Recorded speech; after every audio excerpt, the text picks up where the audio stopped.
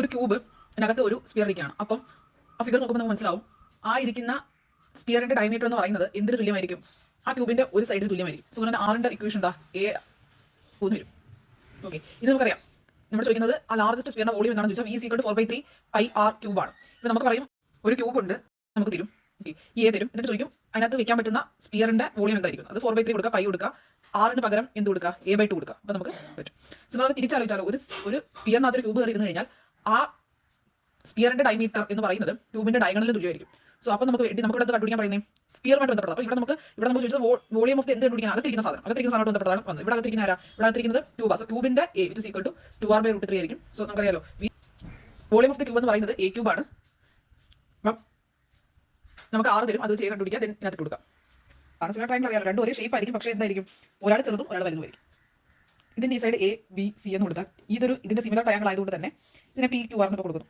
ഇവരുടെ റിലേഷൻ എന്താ? ABCയും PQR തമ്മിൽ ഈ എക്ക് കറസ്പോണ്ടിങ് ആയിട്ടുള്ള സൈഡ് P ആണെന്ന് വെച്ചോ. ഇത് എയുടെ അതേ കണക്ക് സൈഡ് P ആണെങ്കിൽ A/P എടുക്കും. A/P വാല്യൂ കണ്ടുപിടിക്കാം. നമുക്ക് B കറസ്പോണ്ടിങ് ആയിട്ടുള്ള Q ആയിട്ട് നമ്മൾ B/Q കണ്ടുപിടിക്കാം. അതിനകത്ത് നമുക്ക് ഇവിടെ C കറസ്പോണ്ടിങ് ആയിട്ട് C/R കണ്ടുപിടിക്കും. ഇതെല്ലാം തുല്യമായിരിക്കും.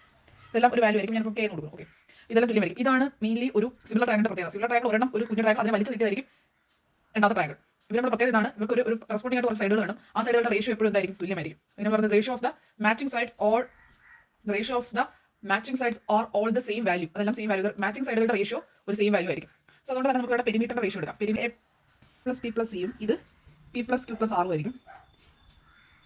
A എനിക്ക് എങ്ങനെ എഴുതാം? ഈ A/P = K.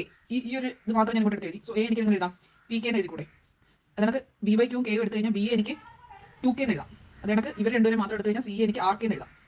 കിട്ടും റേഷ്യോ. അതായത് പെരിമീറ്ററിന്റെ റേഷ്യോ എന്ന് പറയുന്നത് മാച്ചിങ് സൈഡുകൾ തമ്മിലുള്ള റേഷ്യോയ്ക്ക് തുല്യമാണ്. സിമിലർ ട്രയാങ്കിൾസിന്റെ കേസിൽ അതിന്റെ ഏരിയ ഹാഫ് ഇൻറ്റു അതിന്റെ ബേസ് ഇൻറ്റു ഹൈറ്റ്. അതിന്റെ ബേസിന് ഞാനിപ്പം A ബേസ് ആയിട്ട് എടുക്കുന്നു. സോ അതിന്റെ ഹൈറ്റ് അറിയത്തില്ല, എന്തോ വെച്ചെന്ന് കൊടുത്തു. അടുത്ത P ആണ്. P ബേസ് ആയിട്ട് എടുത്താൽ P എനിക്ക് എങ്ങനെ എഴുതാം? A/K എന്ന് എഴുതി. ഇതിനെ P കണ്ടുപിടിച്ചു. P എന്ന് പറഞ്ഞാൽ A/K ആണ്. H എന്ന് പറയുന്നത് ഇവിടുത്തെ H എന്ന് പറഞ്ഞാൽ ഇവിടുത്തെ H ഇവരെല്ലാം Kയുടെ സ്കെയിലാണ് വരുന്നത്. സോ H/K എന്ന് വരും. സോ വെട്ടുമ്പോൾ ഏരിയയുടെ സ്ക്വയർ എന്ന് പറഞ്ഞാൽ K² ആയിരിക്കും. അപ്പോൾ ഇനി നമുക്ക് വേണമെങ്കിൽ ഏരിയയും പെരിമീറ്ററും തമ്മിലുള്ള റിലേഷൻ എന്താണെന്ന് ചോദിച്ചാൽ ഇങ്ങനെ സ്ക്വയർ എടുക്കുക. കാരണം നമുക്ക് പെരിമീറ്ററിന്റെ റേഷ്യോ എന്ന് പറഞ്ഞാൽ K, അതിന്റെ സ്ക്വയർ അവിടെ കിടക്കുന്നത്. സോ അതുകൊണ്ട് തന്നെ ഏരിയയുടെ ചോദിച്ചാൽ ഏരിയയുടെ റേഷ്യോ പെരിമീറ്റർ റേഷ്യോയുടെ സ്ക്വയർ ഇങ്ങനെ ചോദിച്ചാൽ മതി. പെരിമീറ്റർ റേഷ്യോ എന്ന് പറയുന്നത് അവിടെ നടക്കുന്ന റേഷ്യോ ഉണ്ട് സിമിലർ ട്രയാങ്കിൾ. അത് തന്നെയായിരിക്കും പെരിമീറ്റർ റേഷ്യോ. ഏരിയയുടെ റേഷ്യോ അവിടെ നടക്കുന്ന ഒരു റേഷ്യോ ഉണ്ടല്ലോ, അതിന്റെ സ്ക്വയർ ആയിരിക്കും. ഓക്കെ.